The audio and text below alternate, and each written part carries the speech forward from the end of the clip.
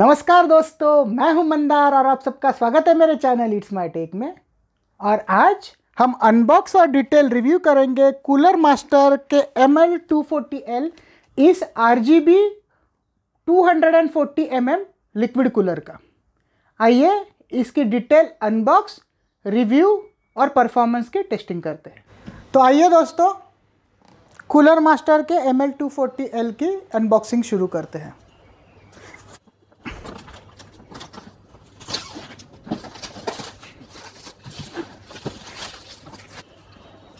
Box के front side पे हमारे लिक्विड कूलर का फोटो दिया गया है। ये एक क्लोज्ड लूप लिक्विड कूलर है, प्री फिल्ड। इसका मतलब ये है कि फैक्ट्री से ही इसके अंदर लिक्विड डाला हुआ रहता है और ये सिस्टम सील्ड रहती है। इसमें हमें कहीं भी लिक्विड भरने की या सर्विस करने की ज़रूरत नहीं पड़ती है।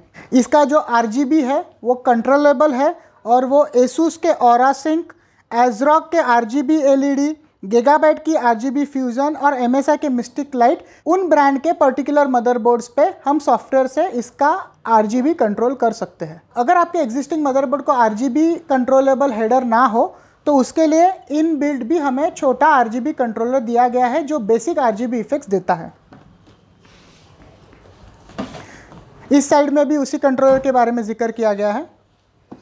पिछली साइड पे भी हमें रेडिएटर और पंप के बारे में डिटेल्स दी गई है और इस साइड पे स्पेसिफिकेशन दी गई है। किन किन इंटेल और AMD के सॉकेट्स के साथ ये कंपेटेबल है उसकी हमें एक लिस्ट दी गई है और डिटेल लिस्ट के लिए हमें वेबसाइट विजिट करनी पड़ती है क्योंकि नए प्रोसेसर्स को भी इसका सपोर्ट है। सिर्फ थ्रेडरिपर इस प्रोसेसर के लिए मैं इसे रिकमेंड नहीं करूंगा क्योंकि इसकी कोल्ड प्लेट छोटी है और उसके पूरे सरफेस को वो कांटेक्ट नहीं कर पाएगी। इस 240 मिलीमीटर रेडिएटर को 2 साल की कूलर मास्टर की वारंटी आती है। इस कूलर को एक बजट या एंट्री लाइन हम पकड़ सकते हैं क्योंकि इस पे प्रिंटेड MRP 9,999 मतलब 10,000 रुपीज़ है, लेकिन हमें ये आसानी से 8,000 रुपये के आसपास मिल जाता है। आइए अब इसके अंदर क्या क्या है उसे देखते हैं। हमें हमारे 2 120 mm के RGB फैंस मिलते हैं और इन फैंस की RPM रेंज 650 से लेकर 2000 तक है। उसी के साथ साथ हमें मिलता है मैनुअल। इसमें हमें बाकी के एसेसरीज और अलग अलग प्रोसेसर्स में माउंटिंग के लिए लगने वाली चीज़ें दी गई है। हम इसकी डिटेल्स बाद में देखेंगे। और ये है हमारा मेन कूलर मास्टर का 240 मिलीमीटर का रेडिएटर और ये उसका dual chamber low profile pump. इस पंप की खासियत यह है कि ये ड्यूअल चेम्बर होने के कारण हॉट लिक्विड को प्रोसेसर के कोल्ड प्लेट के साथ सेपरेट करता है और इससे एफिशिएंसी बढ़ जाती है। उसी के साथ साथ ये जो टॉप इल्यूमिनेटेड कूलर मास्टर लोगो है वो भी RGB है। ये एक RGB स्प्लिटर केबल दी गई है जो 1 to 3 में RGB कंट्रोलर को स्प्लिट करती है। उसके साथ साथ हमें 1:2 फैन स्प्लिटर भी दिया गया है। अगर आपके मदरबोर्ड पे एक ही फैन कंट्रोलर हेडर बाकी है तो उसे आप 2 फैन को कंट्रोल कर सकते हैं इस स्प्लिटर की मदद से। ये एक RGB कंट्रोलर है। अगर आपके मदरबोर्ड को RGB सपोर्ट नहीं है, इस कंट्रोलर की मदद से आप उसके प्री बिल्ट RGB प्रोफाइल्स के साथ इस कूलर को यूज़ कर सकते हो। अगर आपके मदरबोर्ड का कंट्रोलर है तो इसकी आपको कोई ज़रूरत नहीं है। ये RGB स्प्लिटर को इंटरकनेक्ट करने के लिए पिन्स दी गई है। ये डिफरेंट माउंटिंग ब्रैकेट्स दिए गए हैं डिफरेंट टाइप ऑफ प्रोसेसर्स के लिए। इसमें से जो भी आपका पर्टिकुलर प्रोसेसर है उसके हिसाब से आपको असेंबली यूज़ करनी पड़ेगी। और ये जो स्क्रूज है इससे हम फैंस को माउंट करेंगे। इसी के साथ साथ कूलर मास्टर हमें उनका मास्टर जेल प्रो या थर्मल कंपाउंड भी इसके अंदर देता है। इस थर्मल कंपाउंड की क्वांटिटी एडिक्वेट है। आप इससे एटलीस्ट 2 से 3 बार आपके प्रोसेसर को रीपेस्ट कर सकते हो।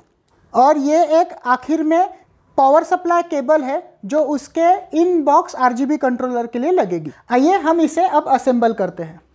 इसकी असेंबली काफ़ी सिंपल है। इन लंबे स्क्रूज से हमें हमारे रेडिएटर के ऊपर इन फैंस को अटैच करना है। आप फैन को 2 कॉन्फ़िगरेशन में रख सकते हो। आप उन्हें रेडिएटर के सामने या रेडिएटर के पिछली साइड दोनों जगहों पे माउंट कर सकते हो और अगर आपको एक्सट्रीम एयर फ्लो चाहिए होगा और 2 फैन लेके, तो पुश एंड पुल कॉन्फ़िगरेशन में कुछ इस तरह से भी माउंट कर सकते हो, जहाँ पे एक फैन फ्रंट में आता है और एक फैन पीछे जाता है। इन फैंस को वाइब्रेशन और नॉइज डैम्पनिंग के लिए रबर के बुशिंग दी गई है दोनों साइड पे।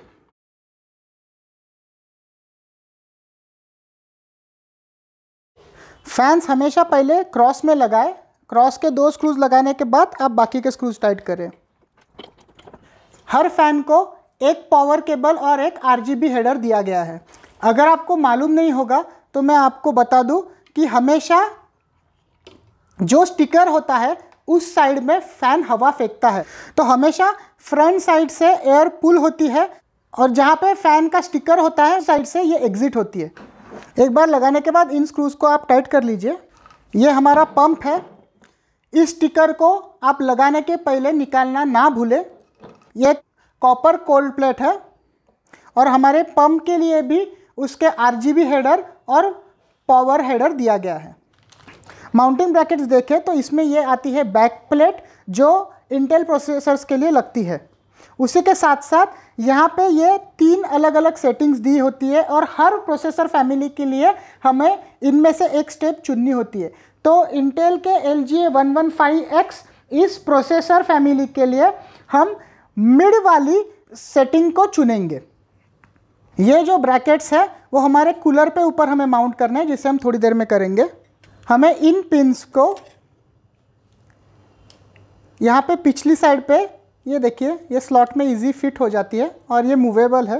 ये एक बार फिट हो जाने के बाद ये प्लास्टिक का कवर लेके हमें बस इसे इसके ऊपर रखना है और फिर इस पिन को अंदर इसमें लॉक करना है। ये प्लास्टिक के ब्रैकेट में लॉक हो जाती है और उसके बाद हमें हमारे प्रोसेसर फैमिली के हिसाब से उसको इन स्लॉट्स में फिक्स करना है। तो हम इसे अभी सेकंड स्लॉट में फिक्स करेंगे। इसी तरह से हमें हमारे चारों लेग्स को फिक्स करना है। एक बार हमारे ये चारों लेग्स हमें अटैच हो गए, फिर इन 4 होल्स में हमें इन्हें एग्जैक्टली पोजीशन करके प्रेस करना है। कुछ इस तरह से ये पीछे से प्रेस हो जाएंगे और अगर हम आगे की तरफ देखेंगे तो ये देखिए ये 4 हमें माउंट्स दिखते हैं। थर्मल कंपाउंड लगाने के लिए कई डिफरेंट प्रोसीजर्स है, आपको जो सूटेबल लगती है वो आप फॉलो कर सकते हो। इन लेग्स के साथ उसी पैकेट में हमें ये 4 स्क्रू मिलते हैं। वो 4 स्क्रू का इस्तेमाल करके अब हम इन ब्रैकेट्स को हमारे पंप हेड पे माउंट करेंगे। इस तरह से मैंने इस प्लेट को हमारे पंप हेड पे माउंट कर दिया है पीछे से स्क्रू लगा के। अब हम इस प्लास्टिक के स्टिकर को निकालेंगे।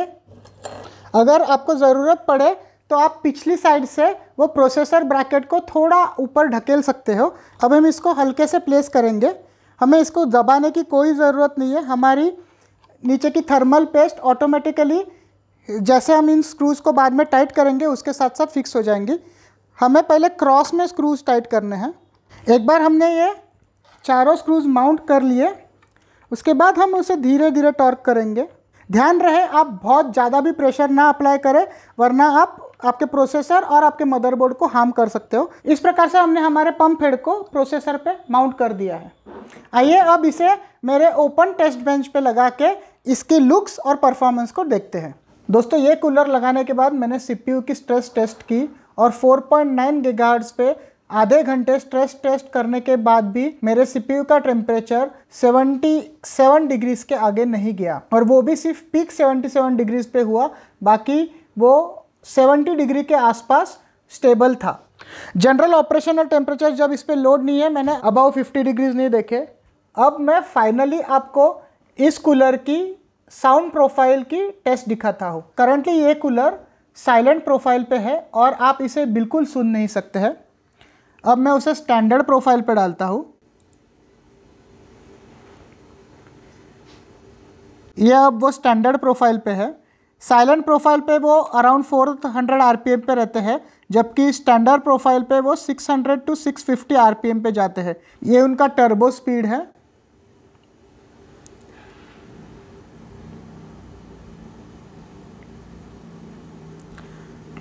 टर्बो में 1000 के आसपास उनका RPM जाता है। इस RPM पे भी आप उन्हें बिल्कुल सुन नहीं सकते हो, और यह है उनकी मैक्स स्पीड, मतलब 2000 RPM।